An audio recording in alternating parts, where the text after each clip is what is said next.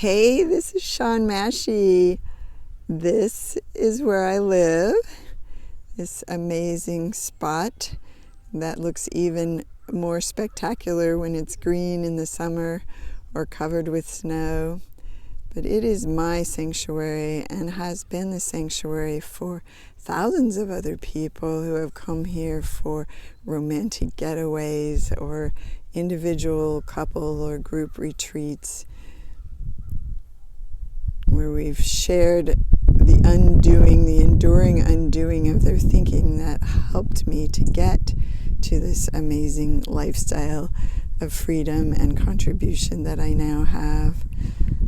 It didn't always look that way, though. Well, in a way, it looked that way. Everything looked really great for me. But on the inside, I was drowning.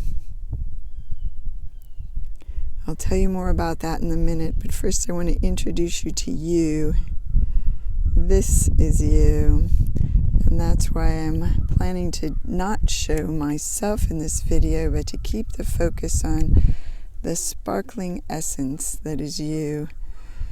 That is who you really are, the ability to respond to what comes your way, the way this water responds to the wind and the sunlight and the other water molecules around it.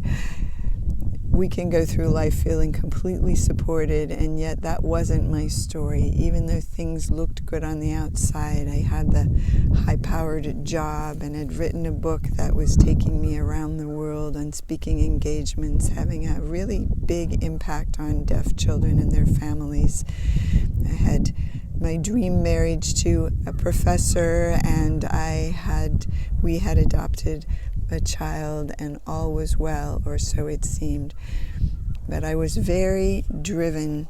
On the inside, I was drowning in anxiety, anger, and alienation. It felt like the very people I loved and depended on, my husband, my boss, the place I worked, even the federal government who were overseeing us, was getting in the way of the visions I had and the places I needed and wanted to go in my life. I always felt like a victim of my circumstances or of others' behavior. And I was just one massive internal response to the fear-driven people and groups that I allowed to really subvert my dreams and keep me from being who I was. And in that fear, I was living on adrenaline, turning myself into a pretzel, working to convince, manipulate, justify, so that others would get it. But what I had failed to do was invest in me. I didn't know how, and now I stand for the part of others that doesn't know how. The littlest parts of us that we feel through our bodies, through the tension, the anger, the reactions, the knee-jerk emotional responses that we don't want but feel clueless about how to change them. So eventually my body responded to that stress in a major life crash where I lost my health, my job, this writing and speaking that I was doing, and my marriage in the space of 9 months. And over time, I rather quickly saw that it was a needed course correction, and I headed down the path of the spiritual journey and got lots of energy work and nutrition and all of that. But over the course of even after 8 years, I still didn't really know how to turn things around, how to take life as it comes. And then I discovered a simple way, I was taught a simple way to use the polarized nature of our brains to capitalize on whatever is upsetting or scaring us with 100% reliability. It just totally freed me from the prison of my own thoughts, and I was able to hone in now on an even sharper, more efficient, more accessible and dependable way of approaching this, ways that I call happiness hacks, where I put this paradigm shift that I had undergone into a form that others could use. And over time, I even identified through my research a natural law, not the law of attraction, but something that I call the law of happy symmetry. Or some of you may have been like me, And for me now, that desperate codependence, the symmetry has brought me to a place where I adore being alone, and the people that are in my life and the amazing intimacy I have with many people is just icing on the cake. Where I was controlling and manipulative, now I'm able to go with the flow and take life as it comes. Where I was beating myself up and really in the hell of regret, I now know how to find my own innocence and trust what unfolds and the way I show up and others too, knowing that we're always doing the best we can. So I teach now, I have this wonderful lifestyle where I get a chance to help out others to find the littlest parts of us. And this is what I stand for here for you, to invest in yourself, to not steamroll over or affirm over the part of you that is believing the scary thinking that is driving the bus of your dysfunction. Instead, there's a level of self-advocacy, of compassion, of unshakable belongingness to yourself that I call self-solidarity. And when you learn how to use what is upsetting you to get to that place, then suddenly the teacher has arrived. Everything is happening for you, not to you. It's what I call beyond mindfulness.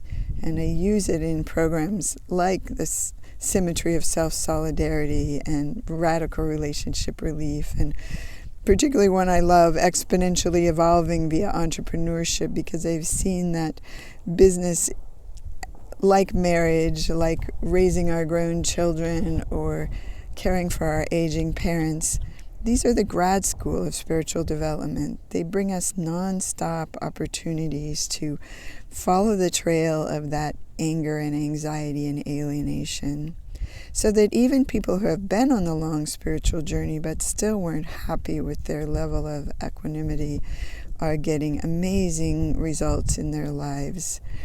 When they saw that I had this missing piece, P-E-A-C-E, that helped the thinking that was making them sick and separate from themselves and others, and that they were able to start creating this kind of free, high impact, high connection, unconditional prosperity lifestyle. It all came and comes from investing in yourself, which is what I needed to do one step at a time to take the free fall. And I stand for the part of you that actually is afraid to do that, afraid to move forward, and because of what it's believing. So by undoing a few of those thinking patterns, we can stop attracting the same old patterns of self-sabotage. It gets exciting. I think of it as the movie Groundhog's Day, where Bill Murray had the same old patterns coming to him over and over and over, feeling completely clueless how to shift it and completely stuck. When you feel that way about time, money, your relationships, your body, there are these simple ways to use these repeated patterns and the people that are pushing your buttons to realize there are no problems, only kind teachers. And then once you get the lessons, that inner pain is trying to show you through these reflections from your life, then you get to move forward. That's how I was able to build all of this. It appeared I was going to remain sick, crazy, and penniless. But with this ability to start investing in myself, to use my pain as a guide, to be really true to my visions and trust that that was going to be the best for others too, to learn to love the way things did not go as planned and see that I was never really a victim. So find where you feel that way. That's the place to start. Where do you feel like a victim? Where are you resisting life as it shows up? What's that worst case scenario that you fear? Well, you will come to find that the worst is what you're doing to yourself when you give it the message that you are not worth the investment in the very kind of support you most need.